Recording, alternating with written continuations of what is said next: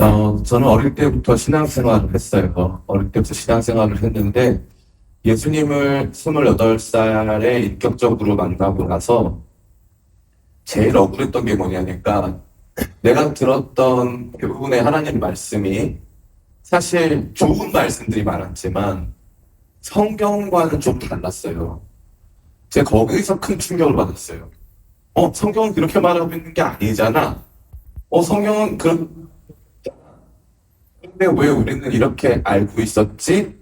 하는 내용들이 너무나 많았던 거예요. 정말 너무나. 그래서, 이렇게 하면 안 되겠다. 이제 그런 생각이 들어가지고, 제가 성경에 대해서 여러분과 나누기 시작했죠. 그러면서 내용은, 이 내용의 중심은, 포도원도 아니고, 중심은, 어,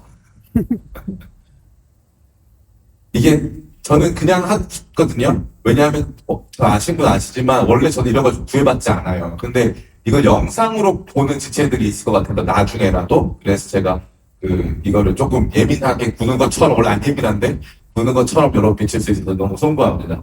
너무 송구해요. 네. 이게 문제 없는 건가요? 괜찮은 건가요? 해결됐어요? 네. 그냥 제가 얌전하게 해볼게요. 최대한 얌전하고 빨리 한번 해볼게요. 오늘 말씀의 주제는, 나 이런 날 처음이다, 그죠? 네. 오늘 말씀의 주제 자체가 우리가 알기에는, 이제 뭔가 천국은 마치라고 되어 있으니까, 이제, 천국에 대한 설명이다. 또, 천국이 이러한 곳이다. 하나님의 은혜가 크다. 다 맞는 말이고요. 근데 우리가 몇 가지 상황을 놓치면 더 구체적으로 이 말씀이 말하고자 하는 그 포인트를 찾을 수가 없어요. 그래서 그 포인트 안에 들어가야 그 다음부터 적용이 돼요. 그런 거구나. 적용이 돼요. 제가 예전에 회사를 했던 적이 있어요. 이걸 모토로, 천국의 포도원, 하나님의 나라의 포도원의 원칙은 뭐냐니까, 이 사람들을 데리고 와서 포도원에서 일한 만큼 돈을 주는 게 아니에요. 쓸모없는 사람들을 데리고 와서 일을 안 해도 그날 약속된 돈을 다 주는 거죠. 그게 천국의 포도원이라는 생각이 들어서 회사의 일반적인 기업의 목적은 이윤추구잖아요. 이윤추구. 그게 1번 목적이거든요. 마치 뭐가 같냐면은 제가 살아있잖아요. 제가 살아있는데 제가 살아있어서 뭐 다른 설교도 하고 사역도 하잖아요. 그러면 제 삶의 목적이 사람들은 기본적인 목적이 살아서 이 뭔가를 하는 거, 돈을 벌거나 뭐 좋은 일을 하거나 이게 목적인 줄 알죠? 생명체의 기본 목적 살아있는 거예요. 살아있는 거. 생명이 기본 목적이에요. 생명 자체가. 기업도 마찬가지죠. 기업에서 이윤 추구라는 것은 기업에게 있어서 이윤 추구라는 것은 살아있음이에요. 살아있음. 생명활동 그 자체라는 거예요. 그래서 우리가 기업을 향해서 너 이윤 추구를 하니까 윤리적이지 못해? 그거는 기업 윤리를 전혀 이해 못하는 거예요. 기업의 가장 기본적인 윤리는 살아있음 그 자체예요. 이윤 추구를 하는 것. 그러니까 오늘 이 말씀을 통해서 우리가 하나님 나라 기업은, 하나님 나라 포도원은 이윤 추구보다 사람들에게 대나리온 하나씩 주는 게 목적이 돼야 해 라고 우리가 생각할 때가 아주 많은 거죠. 착각 중에 착각이에요. 왜냐? 이 말씀은 처음부터 그것을 목적으로 저와 여러분에게 주어지지 않았기 때문이에요. 처음부터 이런 기업 만들어라. 너희가 만들어가는 세상과 사회를 이렇게 하나님 나라처럼 되게 해라. 라고 하는 목적으로 이 비유가 주어진 적이 없다는 거예요. 이건 사람들이 모르니까 답잖아. 우리가 생각했을 때 얼마나 좋아요. 예를 들어 여러분이 알바를 했어요. 알바를 했는데 갑자기 사장님이 미쳐가지고 사장님이 13시간 일한 사람도 있고 1시간 일한 사람도 있는데 1시간 일한 사람 먼저 와서 10만 원을 주는 거예요. 그럼 13시간 일한 사람은 어떤 기분이 들까? 난 얘보다 13배 많이 일했으니까 나는 130만 원 받아야지 생각하잖아요. 근데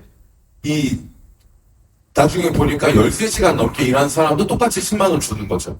그러면 이제 이쪽에서 13시간 넘게 일한 사람 쪽에서는 마음이 상하지만 1시간 일한 사람 입장에서 기분이 좋아요, 안 좋아요? 기분 좋죠. 1시간 일하는 사람 10만 원 받아서 기분 좋잖아요. 그러니까 그게 이제 우리의 일반적인 생각이고, 이러한 것들을 보편타당하게 모두에게 적용하자라고 하는 게 성경적 원리다? 아니에요.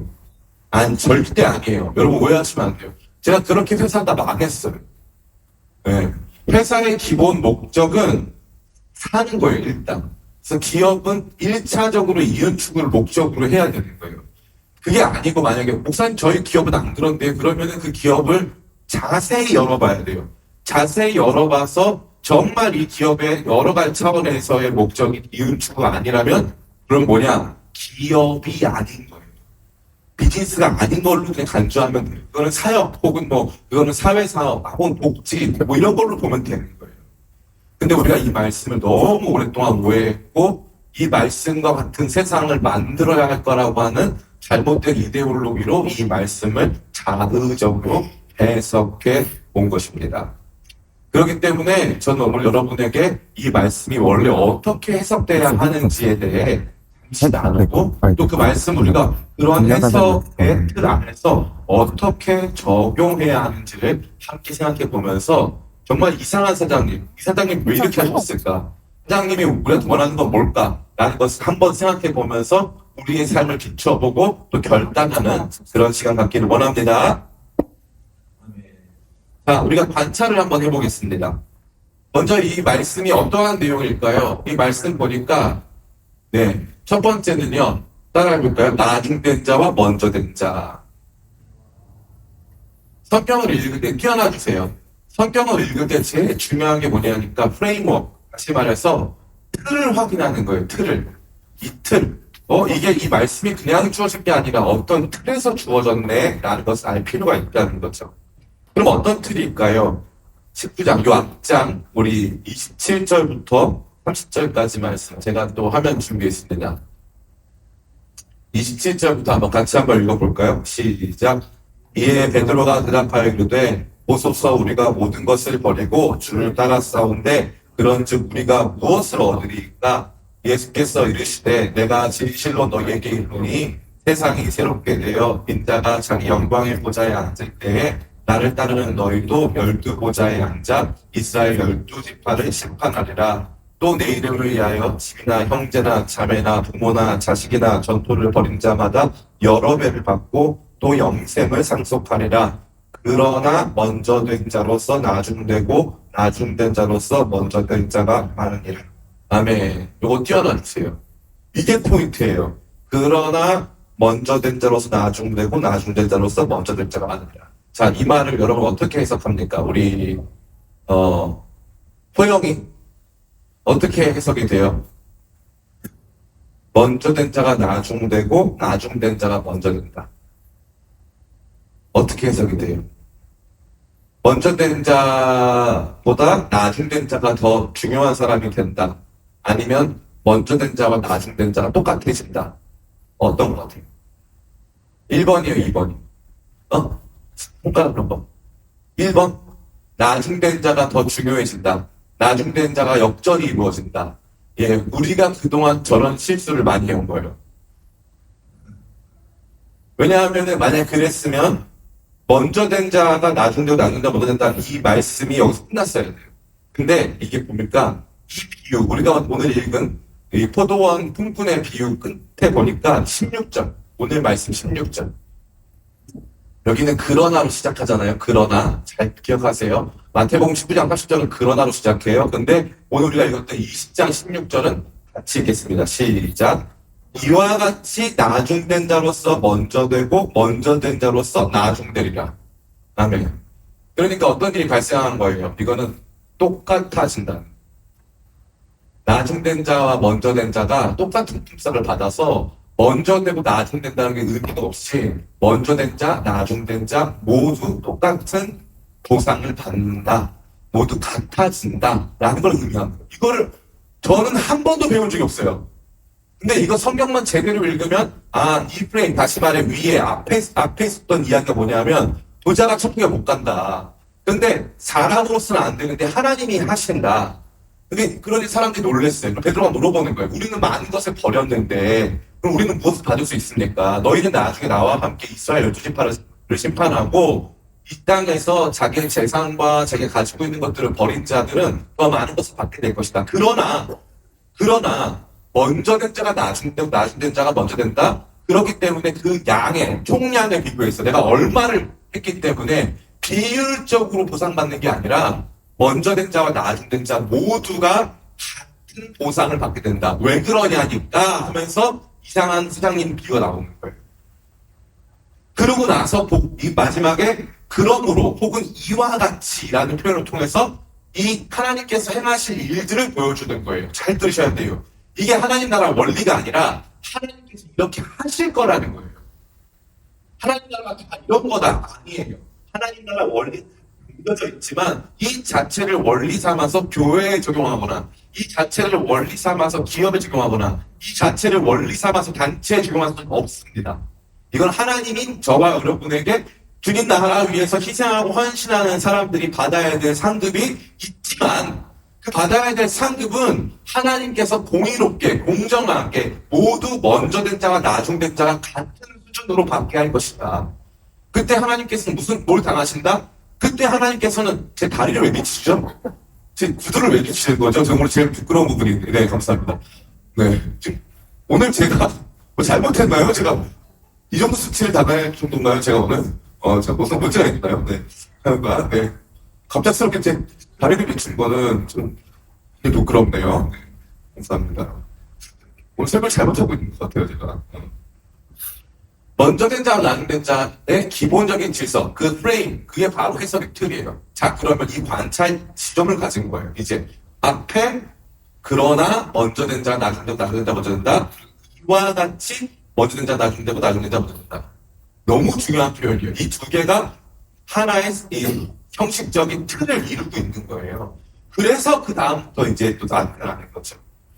두 번째, 천국 비유죠. 그래서 하나님께서 이렇게 하실 것 관찰 내용 띄워주세요. 천국 비유. 그 다음에 예수님께서 먼저 된 자가 나중 되고 나중 된 자가 먼저 된다 라고 했는데 이거 왜 설명하는 거냐면은 세상 논리와는 다르다 이거예요. 세상 논리는 13시간 일하면은 12시간 일하면 12시간 일한 만큼 돈을 받는 것이고 1시간 일하면 1시간 일한 만큼 돈을 받는 거잖아요. 근데 천국 비유를 통해서 하나님께서 하시고자 하시는 일들은 이와 같은 세상 논리와는 다르다. 천국, 즉 하나님 나라에서 하나님께서 행하시는 일들은 모두를 향해서 공평하게 나누어 주는 것이다. 세 번째는 무엇입니까? 같이 보니까 이 말씀을 되어 있어요. 우리 오늘 말씀 1절부터 같이 한번 볼까요? 1절. 1절에 비밀이 숨겨져 있어요. 1절. 같이 읽습니다. 시작. 천국은 같이 꿈꾼을 얻어 포도원에 들여보내려고 이른 아침에 나간 집주인과 같으니. 아멘. 천국은 집주인과 같았어요. 근데 이 집주인은 어떤 집주인? 화면 띄워놔 주세요. 네. 어떤 집주인? 네. 품꾼을 얻어 포도원에 들여보내려고 하는 집주인. 그러면 이 집주인의 목적은 포도원이에요? 아니면은 품꾼이에요? 이게 말이 안 된다는 거예요. 이게 말이 안 되는 거예요. 이 목적이 포도원이 아니고 품꾼이라는 거예요. 세상에서 받아들여질 수 없는 거죠.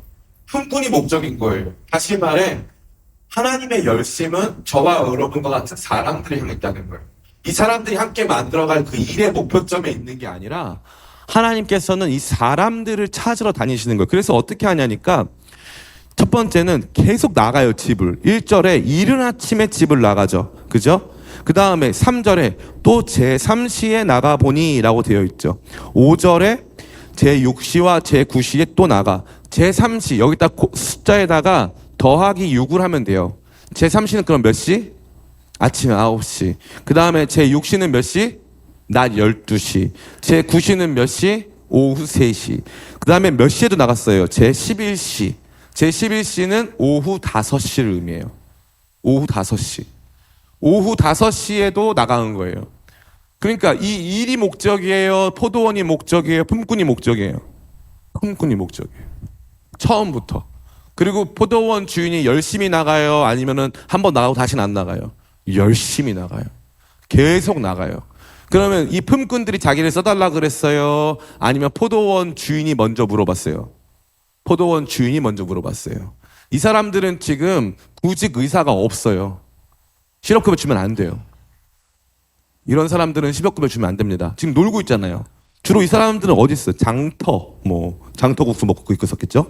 뭐 이런 데서 놀고 있었던 거예요. 보니까 3절에 또 제3시에 나가 보니 장터에 놀고, 장터에 서 있는 것도 아니야. 장터에서 놀고 있었대요. 참 성경이 잔인해. 장터에서 아주 그때 놀고 있더라 니네 이러면서 이제 말해주는 거죠. 자기가 이 사람에게 쓰임 받을 수 있을 것, 혹은 자기 열심을 통해서 뭔가 더 나은 삶을 향해서 갈 수 있을 거라고 하는 기대감이 없는 거예요. 그냥 이 사람들은 가만히 서 있던, 충분히 일할 수 있었지만 사실 일할 수 있는 자격이나 요건은 없고 그냥 그 나이대나 이런 걸로 봤을 때 어떤 일이건 주어지면 사실 조금은 할 수 있는 사람들에 불과했지만 그들 자신이 열심히 있는 게 아니라는 거예요. 하나님이 열심히 있다는 거예요. 하나님의 열심이 우리를 향한다는 것이고, 우리는 자격이 없고 우리는 일조차 하고 싶은 마음이 없었어요. 근데 하나님이 불러주셔서, 포도원 사장님이 불러주셔서, 과수원집 사장님이 불러주셔서 우리가 일하게 된 거다라는 거죠. 하나님의 열심을 이 말씀을 통해서 볼 수 있는 것입니다. 네 번째, 오늘 관찰 네 번째 보니까 이런 표현이 있어요. 같이 한번 볼까요? 같이 읽어보겠습니다. 시작. 품꾼들의 항의, 공정성에 대한 의문. 이 품꾼들 참 너무 재밌는 게, 오늘 이 일당을 누구부터 줬을까요? 제식이? 그렇죠. 제일 마지막에 박수 한번 쳐주세요. 와, 제일 마지막에 온 사람부터 줬어요. 8절 말씀 같이 읽겠습니다. 8절 시작. 저물매 포도원 주인이 청지기에게 이르되 품꾼들을 불러 나중 온 자로부터 시작하여 먼저 온 자까지 삭슬 주라 하니. 아멘. 이 참 재밌죠. 먼저 온 사람한테 일당을 주는 게 아니라 나중에 온 사람부터 주라는 거예요. 자, 그럼 무슨 일이 발생할까요? 나중에 온 사람부터 일당을 주라 그러면은 이게 다 아는 거예요. 거기 있는 사람들이. 나는 몇 시간 일했고 쟤는 몇 시간을 다 알아. 근데 마지막에 1시간 일한 사람한테 한 데나리온 줬네요. 그러면은 처음에 온 사람, 아직 안 받은 사람 기대감이 커질까 작아질까? 커지죠. 무조건 커지는 거예요. 이게 제 얘기가 아니라 제 추측이 아니에요. 여기 보니까 9절 10절입니다. 9절 10절 같이 읽겠습니다. 시작. 제12시에 온 자들이 와서 한 데나리온씩을 받거늘 먼저 온 자들이 와서 더 받을 줄 알았더니 그들도 한 데나리온씩 받은지라. 와, 진짜 긴장감 쩔죠. 처음에 늦게 1시간밖에 일하지 않은 사람 데리고 와서 한 데나리온이 하루 품삯이에요. 근데 우리를 계산의 편의성을 위해서 우리가 이제 간주하자면 10만 원이라고 간주합시다. 1시간 일했는데 10만 원을 주네? 뭐 1시간에 10만 원을 태워? 진짜 대단한 거죠. 1시간에 10만 원을 태웠어요. 그러면 지금 이제 문제가 뭐냐면 이른 아침도 있어. 아침 9시도 있는데 이른 아침도 있다고. 더 이른 아침 7시 막 6시 이런 사람들도 있단 말이야. 그 사람은 점심도 못 먹고 일했어. 네. 점심을 줬다는 기록이 없거든요. 점심도 못 먹고 그냥 하루 종일. 그래서 이 사람들이 이 12절을 보니까 이렇게 되어 있어요. 나중 온 이 사람들은 1시간밖에 일하지 아니하였거늘 그들을 종일 수고하며 더위를 견딘 우리와 같게 하였나이다. 이거 진짜 우리 모두가 언제나 가질 수 있는 마음 자세예요. 그죠? 우리가 생각하는 공정성, 나가도 모르겠죠. 한번 또 시도를 해봅니다. 이렇게 한번 혹시나 또 마이크 테스트 겸 해가지고 우리가 생각하는 공정성은요, 알바생의 공정성, 혹은 우리가 생각하는 공정성은 좀 조심스러운 표현이지만 종의 공정성이에요. 내가 상황을 주도하고 내가 이 모든 상황 속에서 무언가를 베풀 수 있는 권력을 가진 자의 공정성을 말하는 게 아니라, 뭔가 이 배분과 분배가 온전하지 않다라고 생각하는 이제 우리 자신이 가지고 있는 이 공정성의 핵심은 바로 거기에 있는 거예요. 일한 만큼 받아야 한다라는 것이죠. 일한 만큼 받아야 한다. 그것이 내 권리다라는 것이죠. 그 재밌는 건 뭐냐니까, 들어올 때부터 임금 협상이 됐어요, 안 됐어요? 임금 협상이 안 됐어요. 되긴 했는데 협약이 있었어요. 구두 협약이 있었어요. 구두 협약이 어떻게 이루어졌냐면은 상당히 줄이라라고 되어 있어요. 적당히 줄이라. 그리고 적당히 줄이라는 것은 그 당시의 사회적인 암묵적 용어입니다. 한 데나리온 줄게라는 뜻이에요. 한 데나리온 줄게. 들어와서 같이 일하자. 한 데나리온 줄게. 구두 합의를 통해서, 그러니까 여러분 따라해 볼까요? 일을 시작하기 전에 계약서를 쓰자. 그러면 이런 문제가 안 생기는 거예요. 잘 보세요. 항의를 했어요. 항의를. 공정성에 대한 의문이 발생한 거죠. 왜 이거밖에 안 줍니까? 근데 구두 합의는 뭐였어요? 한 데나리온이 합의한 금액이었어요. 그러면 공정성에 문제가 있어요? 없어요? 없습니다. 없어요.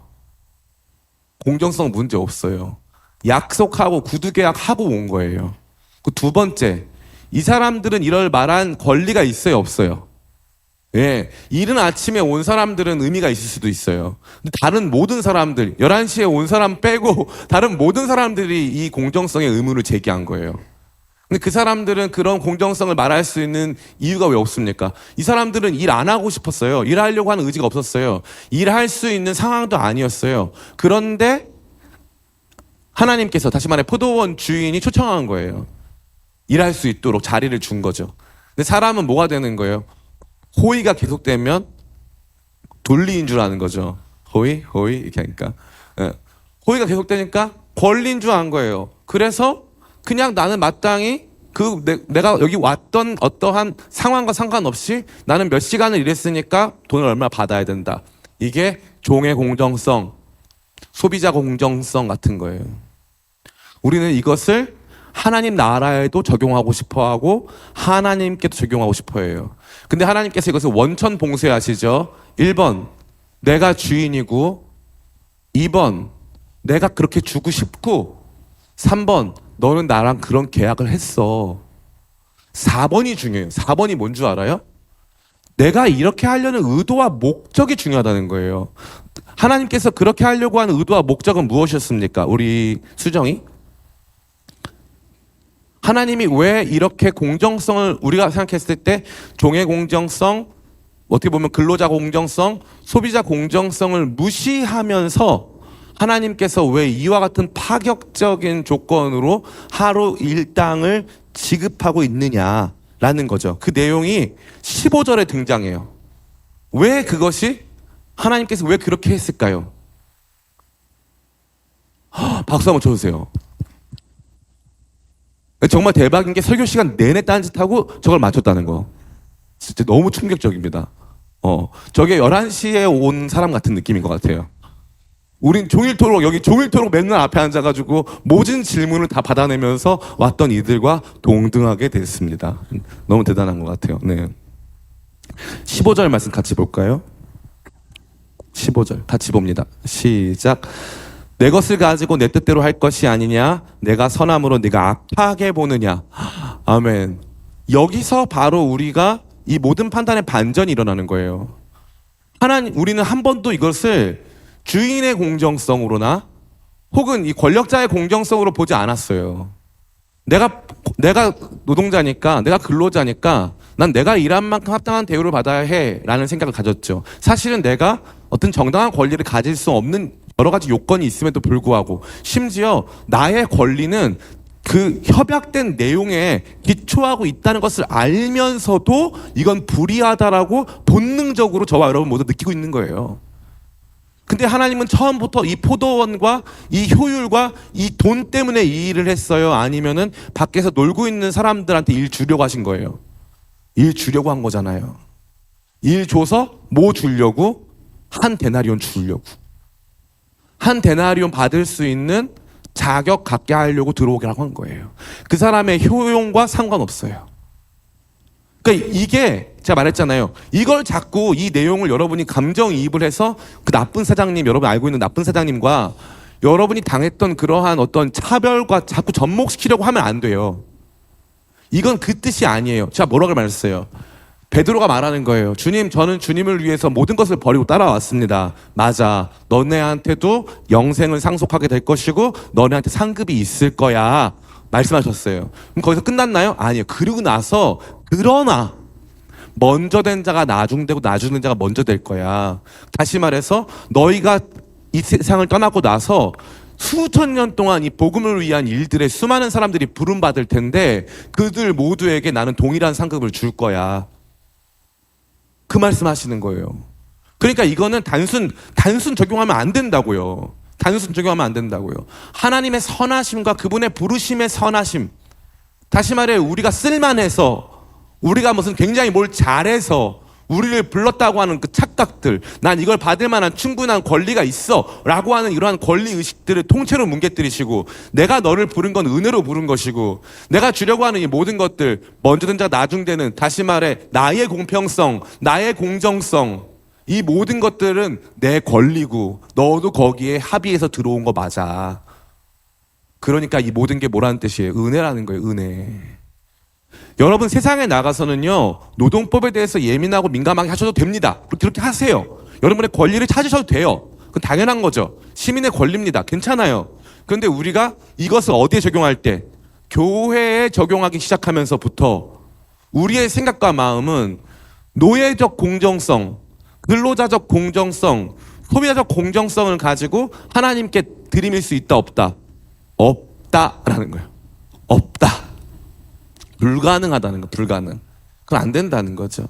왜요? 처음부터 나의 효용 때문에 이루어진 계약이 아니었어요. 처음부터. 나보다 더 고생하는 사람들도 많단 말이에요. 그러니까 나의 효용 때문에 이루어진 것도 아니고 처음부터 하나님께서 뭔가 이 포도원이라고 하는 곳에 이익을 극대화하려고 날 부르신 것도 아니라는 거죠. 우리의 사역과 헌신의 모든 방향에 엄청난 쇼크를 주는 것이 아닐 수 없어요. 그러니까 이 내용은 뭐냐면은 하나님께서 이렇게 하셨기 때문에 일반적인 대부분의 사람들은 하나님께 어떻게 할 것이다? 항의할 것이다. 라는 거예요. 항의할 거다. 여러분이 어떤 헌신을 해요. 뭐 재식이가 찬양 인도를 하고, 뭐 호영이가 찬양팀을 하고, 진경이가 정말 앞에서 장군님으로서 예배를 이렇게 이끌어가고, 진짜 막 이런 여러 가지. 저 요번에 놀란 게 진짜 진경이는 그 수련회 때 와서 마지막 날 카메라맨이었어요. 근데 이렇게 생겨가지고 갑자기 머리를 질끈 동여맸더니 카메라를 메고 무대에 난입한 거예요. 무대에서 막 찍는데, 와, 저는 원래 직업이 그거 하시는 분인 줄 알았어요. 얘는 웃긴 게 무슨 주방에 들어가서 뭐 하면 원래 직업이 저거구나. 그리고 카메라 들면 원래 직업이 저거구나. 뭐 운동하면 내가 원래 직업이 그렇게 보여요. 뭐든지 전문적으로 보여. 그 조나단이 그러잖아. 그 흑인 친구들은 운동복만 입으면 전문가처럼 보인다고. 진경이 딱 그래요. 교회에서 하는 모든 역할이 딱 보면 그냥 다 잘하는 것 같아 보여. 그런데 재밌는 건 뭐냐? 진경이나 뭐 재식이나 뭐 섬기는 우리가 각자 섬기고 있는 여러 가지 일들 따라해볼까요? 은혜다. 하나님 여러분 부르신 게 여러분의 효용이나 여러분의 가치에 대해서 부르신 게 아니라는 거예요. 저는 이 말씀이 너무나 싫어요. 왜냐하면 보세요. 저는 뭐 했어요? 개척했어요. 개척 고생이 아니에요. 고생이에요. 개척 진짜 고생이에요. 개척하는 거 힘들어요. 쉽지 않아요. 저 개척해서 여기까지 왔어요. 저는 진짜 열심히 살았어요. 진짜 열심히. 그런데 저보다 잘된 목사님들 많아요? 적어요? 많아요. 어떤 목사님은요, 아빠가 좀 유명한 목사님이에요. 그래서 아주 큰 교회에 담임 목사님이 됐어요. 어떤 목사님은 가만히 보니까 저보다 설교를 조금 못하는 것 같아. 근데 인기가 많아. 네, 인기가 많아. 그리고 맨날 좀 이렇게 있어요. 저랑 나이 동갑인데, 그분 나보다 약간 얼굴도 못생긴 것 같고, 그런데 임형규 목사라고 진짜 제 친구거든요. 친구인데, 걔 진짜 인기 많더라고요. 그래서 되게 까불어. 자기가 세계에서 설교 제일 잘한대, 임형규가. 자기가. 진짜. 근데 사람들이 막 되게 인정해주는 분위기라는 거죠. 너무 얄밉잖아요. 걔한테는 반데나리오만 줬으면 좋겠어요. 걔는 이때가 다 받았으니까 넌 다 받지 마 이렇게 말하고 싶어 진짜. 예. 그리고 이정규 목사님도 저랑 친구인데, 이정규 목사도 마찬가지잖아요. 되게 설교도 어렵게 하고 되게 막 귀엽고 인기 많고 뭔가 다 보상을 받는 것 같잖아요. 그 사람들대로. 나는 못 받는 것 같고. 내 안에 뭐가 있어서 그래요? 노예의 공정성, 소비자 공정성, 근로자 공정성이 내 안에 있어서 그래요. 그래서 내가 살아가는 하나님 나라는, 하나님 아버지 앞에서의 나는 여전히 소비자, 여전히 근로자, 여전히 노예인 거예요. 왜 나 이만큼 일했는데 이거 왜 안 주세요? 사장님은 뭘로 만드는 거예요? 악덕 고용주로 만드는 거예요. 하나님 악덕이에요. 그야말로 선하신 분이에요. 그야말로 선하셔서 나 같은 사람도 써주시는 건데. 나 같은 사람 써주시는 건데. 우리는 언제나 내가 이만큼 일했으니까 이만한 보상이 이루어져야 된다. 제가요, 그래서 목회하면서 는 게 뭐냐니까 우쭈쭈가 엄청 늘었어요. 그랬죠요. 이런 거. 잘하죠. 옛날에 이런 거 못했어요. 진짜 예전에 제가 저희 20대 때 사역 저한테 배운 사람들은 지금도 밑에 있는 사람들을 쥐잡듯 잡아요. 그래서 가서 하는 말이 뭐라고 하냐면 다 나한테 배웠대. 나쁜 건 다 나한테 배웠대. 무슨 뭐. 왜냐면 내가 옛날에 한참 찬양 사역 많이 할 때 나랑 같이 일했던 사람 중에 남자 여자 다 포함 안 운 사람이 없어요. 내가 와가지고 연습이 안 돼 있잖아. 얘 집에 가야 되는데 집에 못 가게 해. 새벽 4시까지 집에 못 가. 너희가 연습 안 하면 집에 못 가는 거야. 못 가게 했어요, 집에. 연습해가지고 그게 안 되는데 너 그럴 거면 내가 때려쳐. 너 이거밖에 못해? 안 돼. 너 할 수 있어. 너 집에 못 가. 저는 될 때까지, 왜냐면 저도 그렇게 배웠으니까. 저도 선배들한테 그렇게 배웠으니까.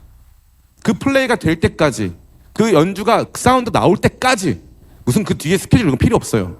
무조건 해내는 거야. 그러니까 팀이 엄청 잘하네. 대신에 애들은 다 상처. 나만 보면 다 피해 댕기고 막 그랬어요. 그런 사람이었어요, 내가. 근데 은혜 가운데 바뀌었죠.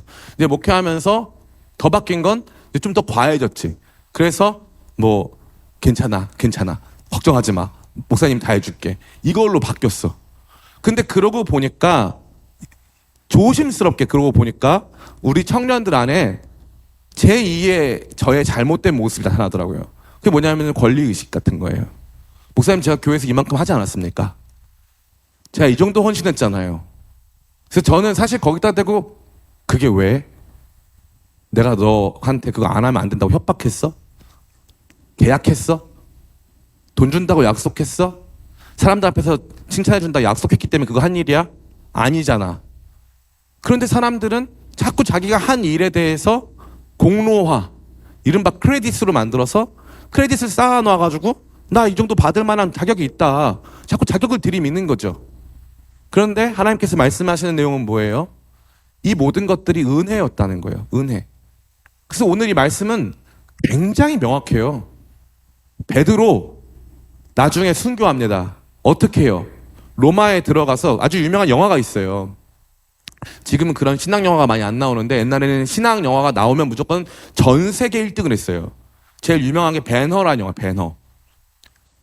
출연자가 10만 명이에요. 믿어지세요? 출연자가 10만 명, 진짜로. 10만 명이 출연했어요.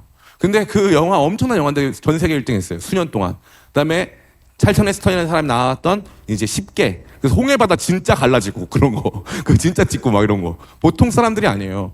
그런 영화들 보면은 진짜 어마어마합니다. 그런 영화들 속에 나오는 그런 등장인물, 뭐 그런 사람들의 그 수고들 이런 거 보면서 제가 보니까 우리는 자꾸 그런 생각을 하는 거예요. 내가 내 존재를 드러내고 뭔가 보상을 받아야 한다라고 하는 생각이 너무나도 강해지는 것이죠. 저는 그게 너무나도 안타까워요. 너무나도 안타깝습니다. 공정성에 대한 의문이 여러분 가운데 들어올 수 있는 것이고 하나님이 그 의문을 받게 될 거예요. 왜냐하면 이것은 세상의 논리로 이해할 수 없기 때문인 것이죠. 자, 그럼 적용. 이 말씀은 매우 간단한 거예요. 적용점. 첫 번째. 같이 읽어볼까요? 시작.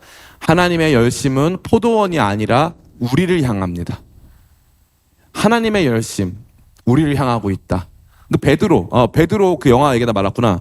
베드로가 이제 나오는 영화가 있었어요. 쿼바디스란 영화. 여러분 나중에 혹시 시간 되시면 꼭 보세요. 쿼바디스란 영화가 있었는데 이 쿼바디스는 어디로란 뜻이에요. 쿼바디스. 그래서 원래 이게 라틴어로는 쿼바디스 도미네, 주님 어디로 가십니까? 라는 뜻이에요. 이게 베드로가 어떻게 죽습니까? 베드로 죽을 때 베드로가 네로 황제 때 로마에 화재가 났는데 그 화재에 대한 어떤 이 책임을 그리스도인들에게 돌려요. 네로 황제가. 그러니까 이제 핍박이 있으니까 다 도망을 칩니다. 그리스도인들이. 그런데 자기는 로마 밖을 빠져나가고 있는데 주님께서 보니까 환상 중에 보면 주님께서 다시 로마로 들어가시는 거예요. 그래서 주님 어디로 가십니까? 커바디스 도미네 했더니 나는 너가 지지 않은 십자가를 치러 나는 로마로 다시 들어간다.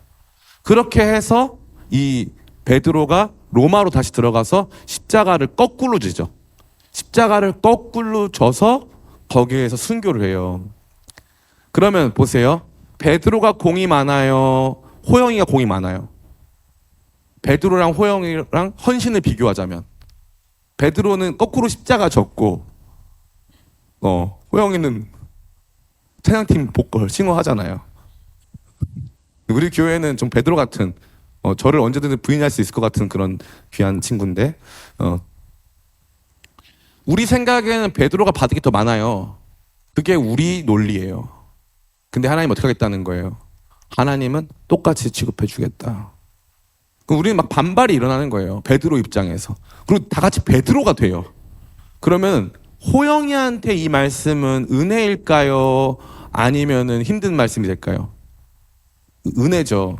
왜냐하면 호영이한테는 베드로랑 똑같이 취급해 주겠다. 물론 부담스러울 수 있지만, 부담스러워서 힘들 수는 있지만, 베드로는 저만큼 헌신했는데 베드로랑 나랑 똑같이 취급해 주신다고 너무 은혜가 되는 거예요. 너무 감사한 말씀이 되는 거예요. 하나님의 선하심을 느낄 수 있는 말씀이 되는 거예요. 이게 하나님께서 저와 여러분들을 다루시고 헌신자들을 다루시는 가장 기본적인 것이고, 기본적으로 하나님께서는 그래서 포도원 때문에 여러분을 부른 게 아니라는 거예요. 포도원 때문에. 제가 예전에는 우리 청년들 헌신시키는 거에 대해서 굉장히 두려워했어요. 얘가 이것 때문에 교회 떠나면 어떡하나. 그리고 얘가 이것 때문에 뭐 직장 문제가 잘 안 되거나 학업 성취도가 떨어지는 것은 아닐까. 요즘에는 전혀 고민이 없어요. 왜냐하면 하나님이 살아계시거든요. 하나님이 살아계셔서 하나님 돌보시고 먹이시거든요. 여러분 믿으세요? 네, 하나님이 살아계시더라고요. 저 그거 많이 느껴요. 하나님이 어떤 날이 있었냐면, 그러니까 제가 누구 밥을 사줘야 되는데 돈이 없는 거예요. 그래서 하나님 제가 좀 이따가 누구 점심을 사줘야 되는데 돈이 없어요. 그러니까 통장에 10만 원 들어오더라고요. 목사님 이거 제가 사역 후원금입니다. 보내주시더라고요. 그래서 제가 막 눈물이 나더라고요. 금액이 커서가 아니라 그 보면서 하나님이 나 품위 유지해 주시는구나. 어디 나가서 없다는 말 하지 말고 그냥 필요한 일 있으면 언제든지 쓰라고 하나님 나 사역비 지원해 주시는구나. 제가 너무너무 놀랐어요. 너무너무. 그러고 나서 하나님 살아계신 걸 확인하고 여러분의 인생도 여러분 뜻대로 못한다는 것도 알게 됐어요.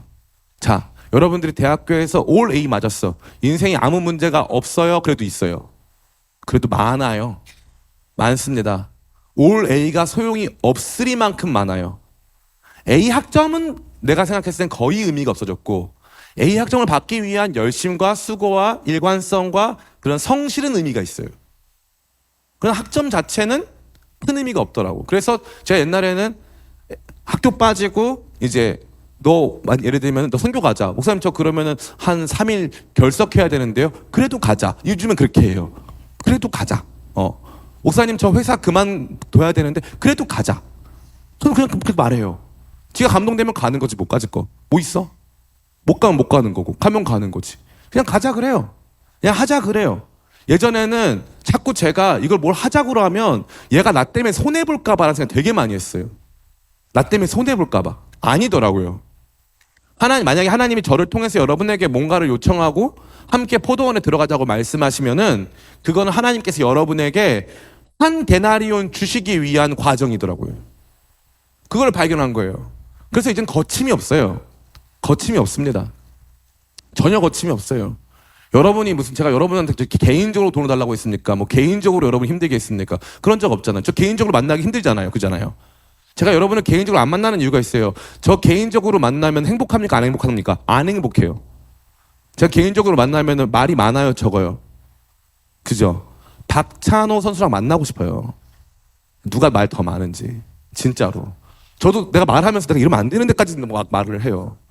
이러다 밤 새겠는데 내가 너무 무서워. 얼마만큼 말을 많이 할지 걱정이 돼가지고. 그래서 내가 걱정은 약간 엘사가 자기 때문에 세상에 얼어붙을까봐 혼자 있는 것처럼 저 때문에 얘가 집에 못 갈 것 같으니까 혼자 제 방에 있는 거예요. 제 방에 들어오지 마세요. 여러분 죽을 수가 있다니까. 진짜로.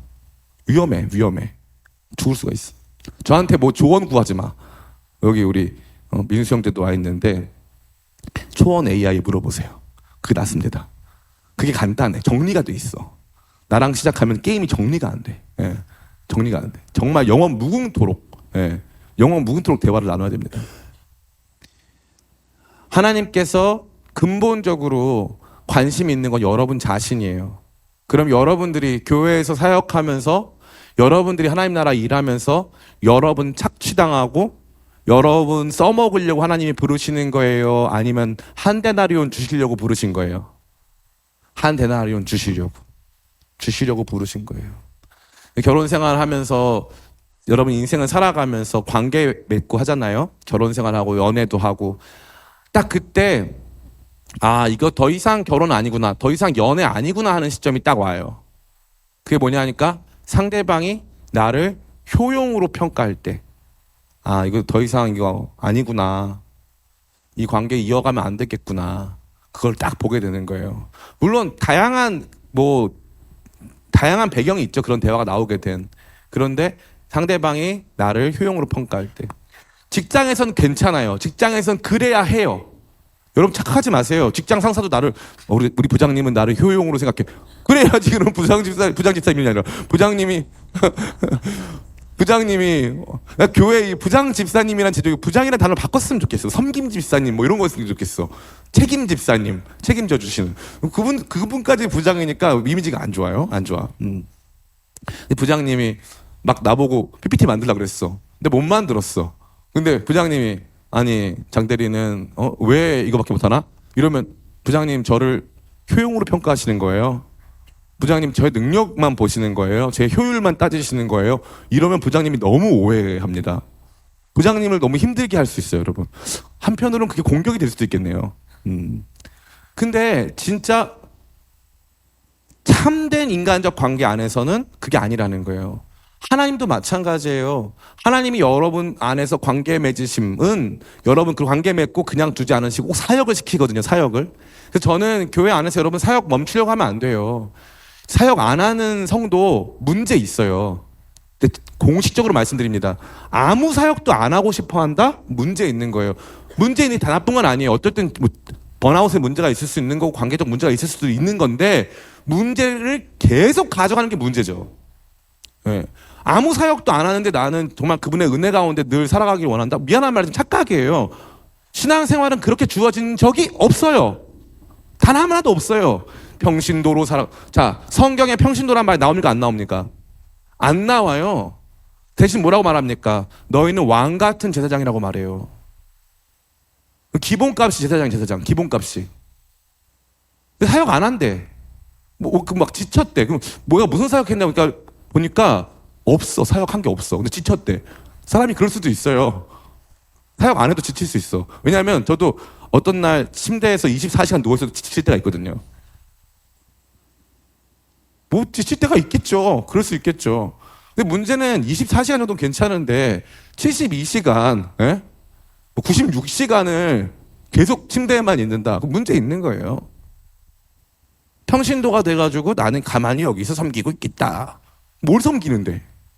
하는 일도 없잖아. 가만히 있겠다. 아니에요. 하나님이 여러분을 부르셔서 교회가 됐건 직장이 됐건 가정이 됐건 자꾸 일을 시키신다니까요. 장터에 놀고 서 있는 우리를 향해서 일을 시키신다고요. 야, 우리 같이 주일날 청년 예배 전에 하는 그 기도회에 참석하라. 하자.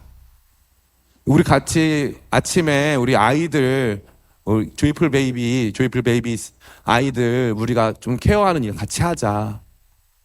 우리가 주보 만들 때 도와드리자. 우리가 교회 조명 좀 해보자. 이런 것 하나님이 주실 때가 있고 하나님 저를 통해 주실 때가 있고 다른 목사님이나 전도사님 통해서 주실 때가 있단 말이죠. 근데 그런 것들에 조금도 반응하지 않는다. 그 문제가 있는 거예요. 왜요? 그것은 하나님의 역사와 하나님의 일들을 자꾸 세상의 효용이나 세상에서 저와 여러분들을 사용하고자 하는 어떤 목적과 동일시하기 때문이죠. 근데 이 말씀은 분명히 말하고 있는 거예요. 하나님은 포도원 때문에 품꾼을 원한 게 아니라는 점을.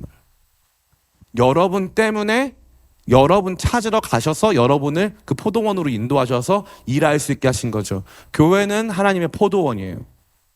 교회로 여러분을 부르셔서 이곳에서 일하게 하시는 거예요. 그래서 여러분들이 일할 때 훨씬 즐겁고 행복한 거예요. 교회 안에서는.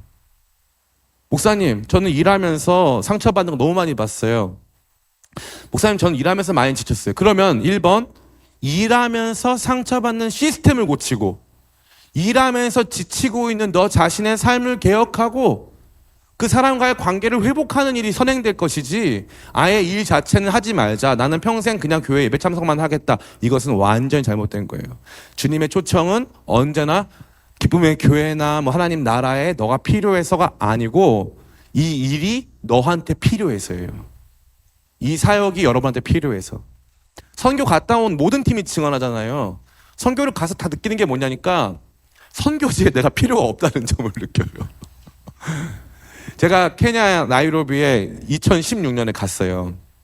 그때 이제 우리 팀이 여기 대환이랑 같이 갔는데 준비를 많이 해서 갔어요. 우리끼리 막 중창도 준비하고 그 다음에 이제 우리끼리 그 찬양도 엄청 멋있게 준비해서 갔어요. 진짜 자신 있었어요. 그때 정말 자신 있었어. 잘하니까.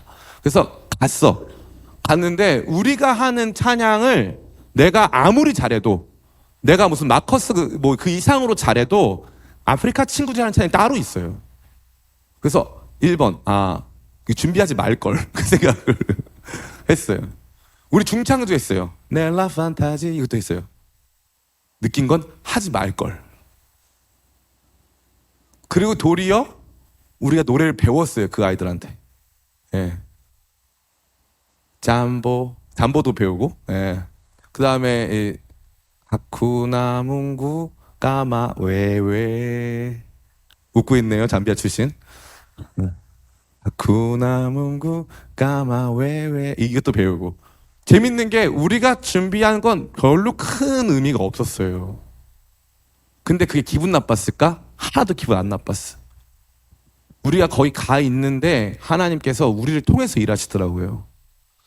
나이기 때문에가 아니라 하나님이 하시는 일을 하나님 나한테 보여주시려고.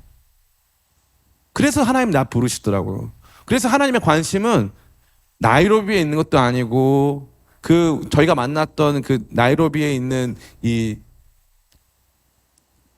홈리스 청소년들을 위한 것도 아니었어요. 하나님 나를 부르신 거예요. 나를. 그래서 거기서 같이 일해서 하나님 마음 알게 하시고 하나님께서 나한테 상급 주시려고 그렇게 하시더라고요. 여러분 하나님과 관련된 모든 생각 속에 여러분의 효용이나 가치 때문이 아니라 하나님이 여러분을 부르고 계심을 깨닫게 되시기를 간절히 원합니다. 두 번째, 같이 오늘 적용점 두 번째죠. 예, 같이 한번 읽어볼까요? 시작. 하나님은 나보다 공정하시고 공평하십니다. 하나님은 저와 여러분보다 공정하시고 공평하시다는 거예요. 하나님의 공정성, 공평성은 근로자 공평성, 소비자 공평성을 말하는 게 아니에요. 하나님께서 자신이 가지고 있는 자신의 소유물을 우리 가운데 하나님의 권리 하에서 분배하실 때에 1번 계약을 맺었고요. 2번 이 사람들 자체가 여기 있는 사람이 아침에 일찍 온 사람 제외하고 나머지 사람들은 이것에 대해서 항의할 수 있는 권리가 없어요. 그리고 3번 하나님이 선한 목적으로 이렇게 하시는 거예요. 선한 목적으로. 여러분 이거 보면 뭐가 생각나요? 부모님 생각나지 않아요? 부모님. 형 동생이 있어요. 형 동생이 있는데 형 동생한테 부모님이 선물을 줘요. 그러면 너는 형이니까 열심히 해갔으니까 자 너는 5만 원 선물을 줘요.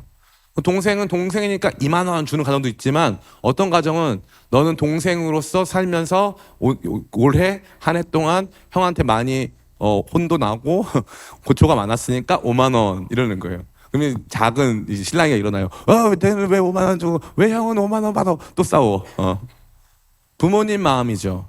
이거는 부모의 공정성이에요. 부모의 공평성. 다시 말해 선한 의도에 기초한 권리를 가진 사람이 나누어 주는 거예요.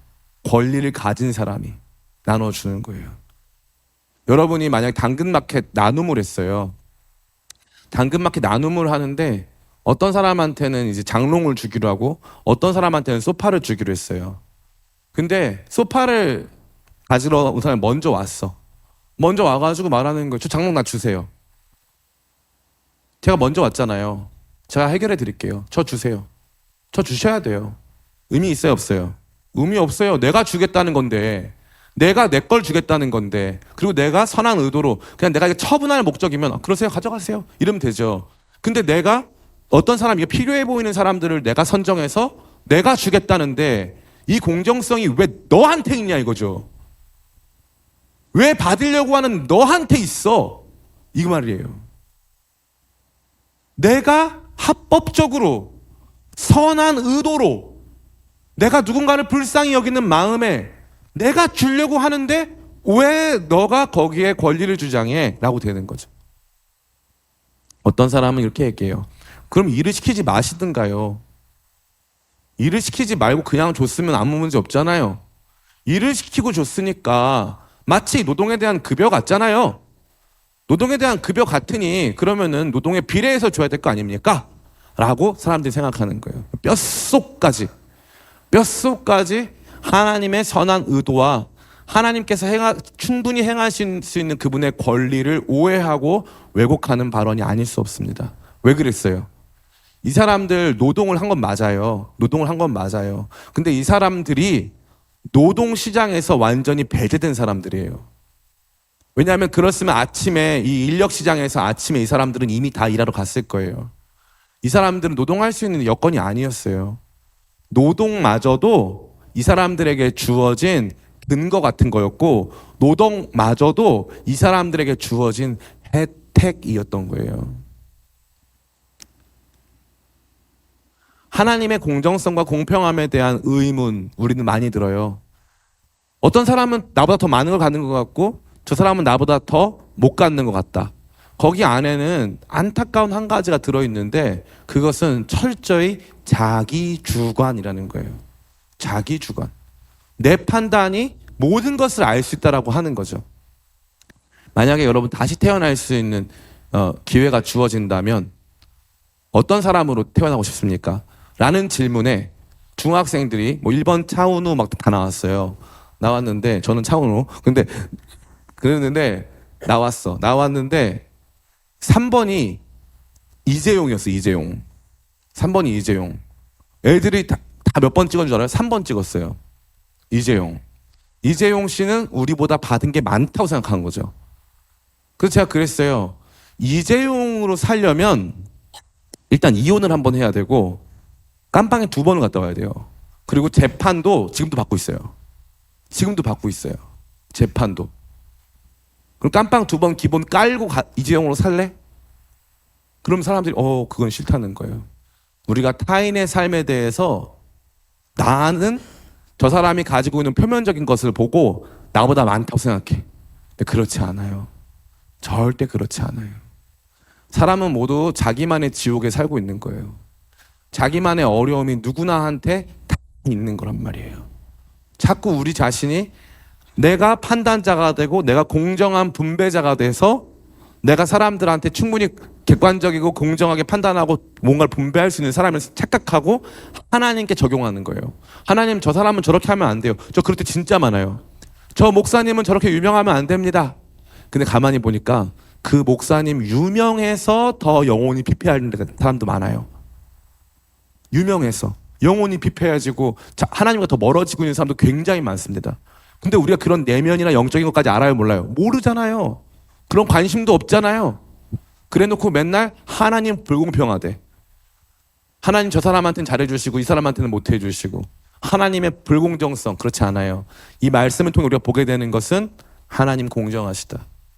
하나님 모든 보상을 공정하게 행하신다. 그것이 나와 이 사람에 대한 헌신도를 객관적으로 평가해서 나와 이 사람에게 이 사람이 받아 마땅한 것들을 객관적 수치로 평가해서 주셨기 때문이 아니라 처음 약속한 그것을 주셨기 때문에, 그래서 그것을 처음 약속한 그대로 하나님께서 주려고 하는 의도대로 주셨기 때문에 하나님의, 다시 말해 왕의 공정성, 부모의 공정성 속에는 완전히 옳은 거예요. 하나님 저와 여러분보다 훨씬 공정하시고 공평하십니다. 송명희 시인이라는 분이 계세요. 그분이 찬양을 만들었어요. 근데 그분이 어릴 때부터 소아마비를 겪어가지고 온몸이 움직일 수가 없는 분이에요. 말도 제대로 할 수 없는 분. 근데 이분이 하나님을 인격적으로 만난 다음에 쓴 노래가 있어요. 나 남이 가진 지식 없으나 나 남에게 있는 건강이 있지 않으나 나 남이 없는 것 있으니 공평하신 하나님이 공평하시다는 거예요. 하나님 나한테 공평하시다는 거예요. 공평하시다.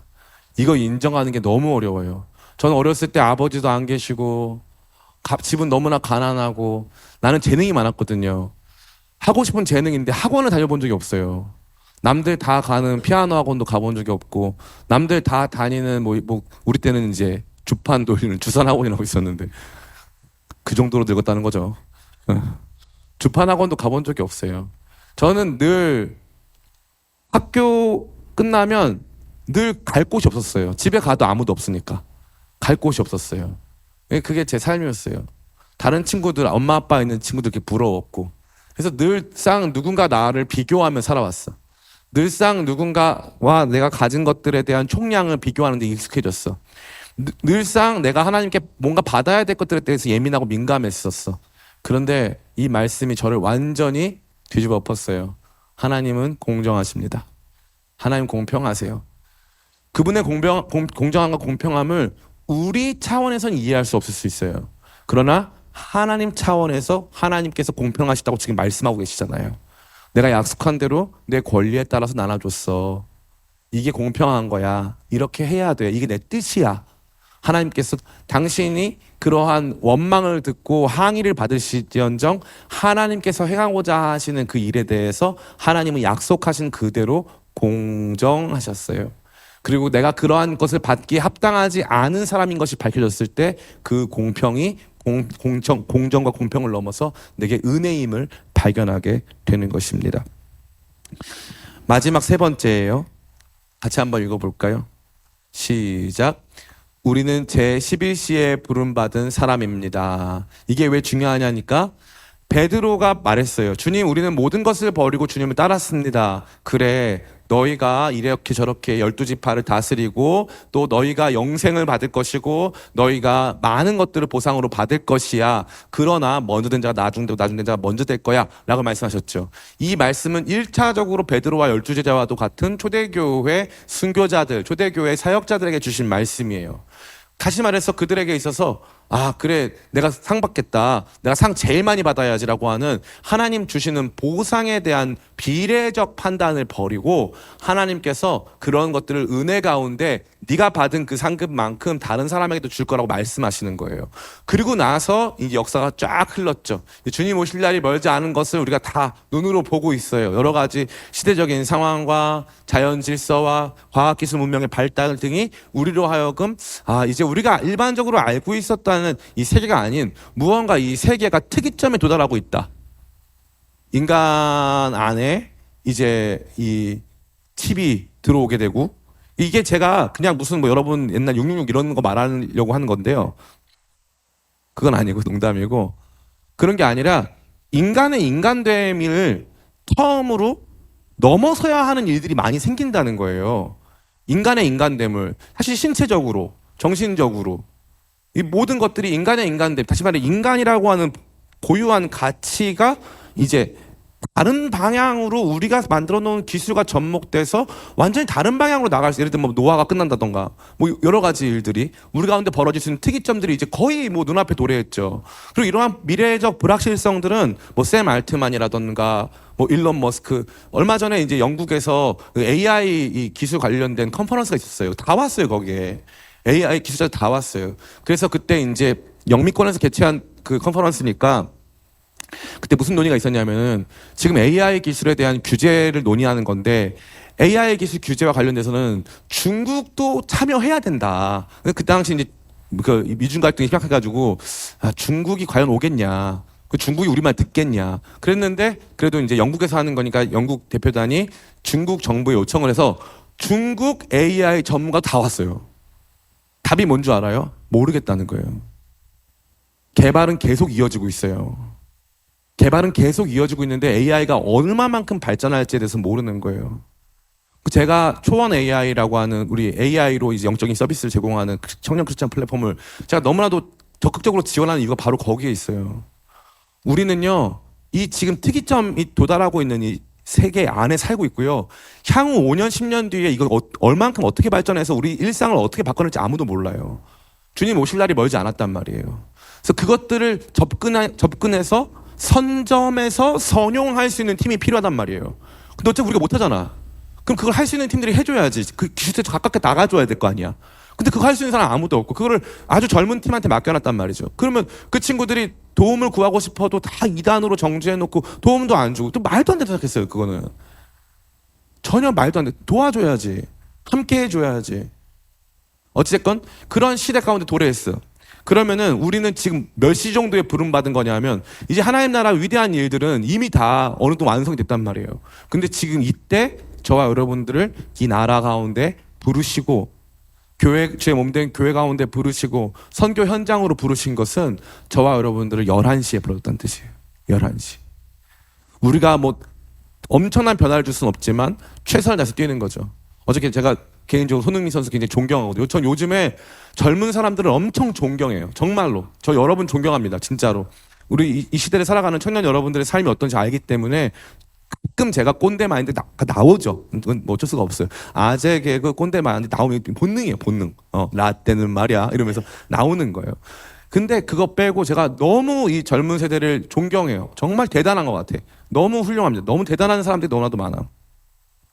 근데 손흥민 선수 제가 굉장히 존경하는데 어저께 늦게 교체가 됐어요. 와, 얼마나 열심히 뛰는지. 혼자 들어와서 게임 판을 바꿔버리더라고. 보면서 그 생각이 많이 들었어요. 아, 만약에 내가 지금 지고 있는 게임에 90분에 들어왔다. 난 어떻게 뛸 것인가? 최선을 다해야겠죠. 최선을 다해야겠다. 물론 나 때문에 바뀌는 건 없어요. 그러나 이 게임의 현장에 날 불러주신 감독님이 계시고 나를 보고 있는 팬들이 있다면 나 정말 최선을 다하겠다. 주님이 보고 계시고 우리 성도들이 보고 있으니까 나 최선을 다해야겠다. 이런 마음의 결단이 서더라고요. 저와 여러분들의 섬김이 여러분들이 충분히 자격이 있고 충분히 무슨 판도를 바꿀 만한 어떤 능력이 있는 사람들이어서가 아니라 하나님께서 저와 여러분들을 지금 이 선교적 긴 역사 속에서 11시, 11시 다시 말해 오후 5시에 불러줘서 이 마지막 일에 참여시켜주고 계시다는 것이죠.